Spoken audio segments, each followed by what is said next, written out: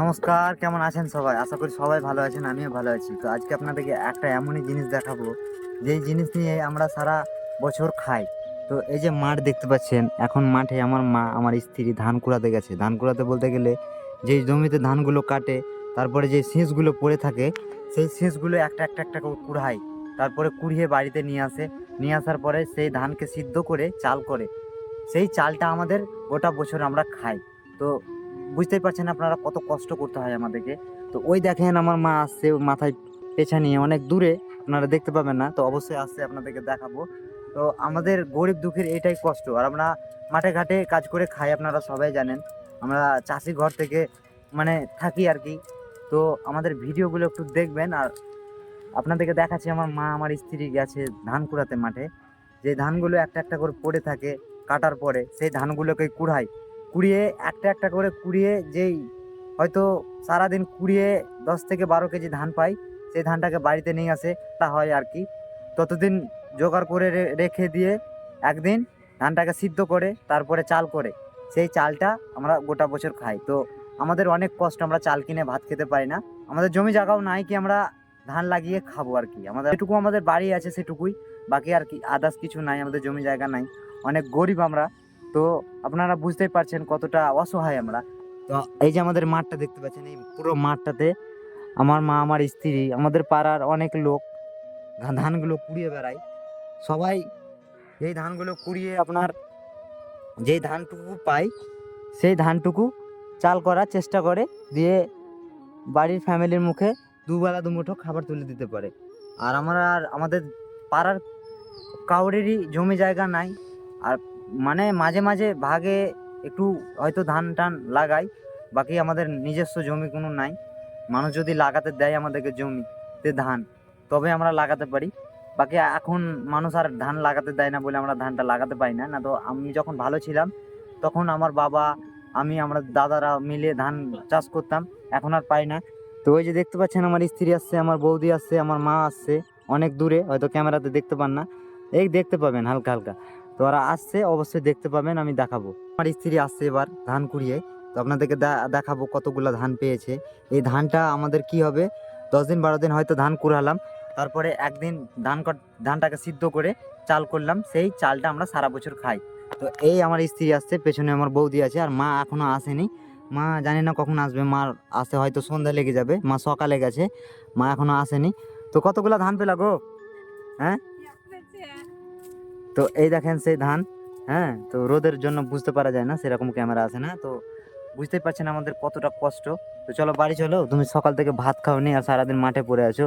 চলো চলো, বুঝতেই পারছেন আমাদেরকে কত কষ্ট করতে হয় জীবনযাপন করতে, আমাদেরকে খেতে বা আমাদের সংসার চালাতে। এই যে আমার স্ত্রী এইভাবেই মাঠে মাঠে ধান কুড়িয়ে বেড়ায়, আমার মা, আমার বৌদি সবাই যায় আর কি। তো আমার বৌদি বৌদি পেছনে আসছে, আপনারা দেখতে পাচ্ছেন। আর আমি বাড়ি থেকে এলাম, এসে দেখলাম কি ওরা এখনো আসে না, তাই ওদেরকে ছোট্ট একটা ফোন নিয়ে যায় আমার মা মাঠে, কিছু হলে পরে ফোন করি, দিয়ে বাড়ি ডাকি তাড়াতাড়ি আসে। তো আজকে ফোন নিয়ে যায়নি বলে ফোন করতে পারিনি। তো আমি এলাম মাঠের ধারের দিকে, চিল্লিয়ে ডাকলাম, বলি বাড়ি এসো, দিয়ে বাড়ি আসছে এখন। তো এই যে ধান, তাও ক কেজি হবে গো ধানগুলো পেলে তুমি? হ্যাঁ, কেজি বা 3 কেজি হবে। 2-3 কেজি ধান পেয়েছে। এই ধানগুলো আপনার 10 দিন 12 দিন মানে কুড়িয়ে আর কি, যতদিন মাঠের ধান থাকে ততদিন ধানগুলো কুড়াবার চেষ্টা করে। কুড়িয়ে যতগুলো হয়, সেই ধানগুলো হয়তো 50 কেজি 100 কেজি ধান হলো, সেই ধানটাকে একদিন সিদ্ধ করে দিয়ে চাল করে, সেই চালটা আমাদের সারা বছর খাই আর কি, যতদিন চলে সেই চালটাতে, 100 কেজি ধানের চালটা যতদিন চলে আর কি, ততদিন খাওয়ার চেষ্টা করি আমরা। বাকি যখন থাকে না, তখন হয়তো দোকান থেকে কিনে খেতে হয় বা রেশন থেকে কিনে খেতে হয়। তো অবশ্যই আমাদের ভিডিওগুলো দেখবেন সবাই, এটাই চাই। আচ্ছা, তুমি যে দিনের রাত কষ্ট করো, তোমাকে কষ্ট হয় না? তোমাকে কষ্ট লাগে না? হ্যাঁ, কাজ করতে গেলে আবার কষ্ট। আর তুমি মাঠে ধান কুড়াতে গেছিলে, কতগুলো ধান পেলে? তোমার 3-4 কেজি হবে। 3-4 কেজি? 3-4 কেজি ধান, বুঝতেই পারছেন, 3-4 কেজি ধান মানে আমাদের কাছে অনেকটাই। যেহেতু আমাদের জমি জায়গা নাই, হ্যাঁ, আর আমরা ধান চাষ করতে পারি না। কেউ যদি ধান চাষ করতে আমাদেরকে দেয়, তবে আমরা ধান চাষ করতে পারি, বাকি ধান চাষ করতে আমরা পারি না। আগে ধান চাষ করতাম, মানুষ জমি দিত আমাদেরকে, এখন আর জমি কেউ দেয় না, সব নিজে নিজে চাষ করে। তাই আমাদেরকে ওই মাঠে ঘাটে যে ধানগুলো কাটে, তারপরে যে ধানগুলো পড়ে থাকে, সেই ধানগুলোই একটা একটা একটা করে কুড়াই, সেই ধানগুলোই কুড়িয়ে নিয়ে আসে বাড়িতে, বাড়িতে কুড়িয়ে নিয়ে আসার পরে সেই ধানগুলোর চাল আমরা সারা বছর খাবার চেষ্টা করি। তো অবশ্যই আপনারা বুঝতে পারবেন আমরা কতটা গরিব, যেহেতু মাঠে ধান কুড়াতে যেছে। হ্যাঁ, তো আমরা অনেক মানুষ আমাদেরকে বলে ফেসবুক থেকে ইউটিউব থেকে অনেক টাকা ইনকাম করছি, আমার নাকি অনেক বড় পেজ। তো দাদা, আমার যদি অনেক টাকা ইনকাম হতো তা আমার স্ত্রীকে আমি ধান কুড়াতে কখনোই পাঠাতাম না, আমার মাকে আমি ধান কুড়াতে কখনোই পাঠাতাম না। তো অবশ্যই এই কথাগুলো বলবেন না যারা বলছেন। আমরা গরিব ঘর থেকে বিলং করি আর কি, আমরা যতটুকু পারি খেটে খাবার চেষ্টা করি, অবশ্যই আপনারা বুঝতে পারবেন। তো এই ধরনের কথাগুলো কেউ বলবেন না। আমরা খেটে খাবার ছেলে বা ছোট থেকে আমাদের মা বাবা এমনই শিক্ষা দিয়েছে, আমরা যতটুকু পারি খেটে খাবার চেষ্টা করি। এই ফেসবুক আছে, ইউটিউব আছে, সেখান থেকেও হয় কিছু টাকা ইনকাম হয় আমাদের, সেখান থেকেও আমাদের কিছু হলেও সংসারটা চলে। বাকি আমাদেরকে কাজ করতে হয় চাষবাসের বা অন্য কোনো কাজ করতে হয়, এইভাবে আমাদের সংসারটা চলে, আপনারা বুঝতে পারছেন। এই যে আরেকজন গেছিল ধান কুড়াতে, এটা আমার দিদি। হ্যাঁ, তো তুমি কতগুলা ধান পেলা? হ্যাঁ, সে অনেক ধান পেয়েছে, সে সারাদিন পর। বলো তো কত কষ্ট করতে হয় আমাদেরকে গরিব দুঃখীকে? বাপরে কষ্ট, মানে হ্যাঁ, আমাদের এই তো সারাদিনের অন্তরে এই কটাই ধান। তো বুঝতে পারছেন বন্ধুরা কত কষ্ট। এই যে মানুষটাকে দেখছেন সারাদিন থেকে কিন্তু কোনো খাবার খায়নি এখন পর্যন্ত, এখনো এখন যাবে চান টান করবে।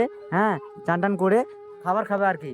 তো আমার মাও সকালে বেরিয়ে গেছে, এখন পর্যন্ত খাবার খায়নি, আমার স্ত্রী তো চলে এলো। হ্যাঁ, তো কি আমাদের করবো? অনেক কষ্ট, আমরা অনেক গরিব। আমাদের যেই পাড়াতে মানুষগুলো আছে, আমরা 8টা ঘর আছি আর কি, তো অনেক গরিব।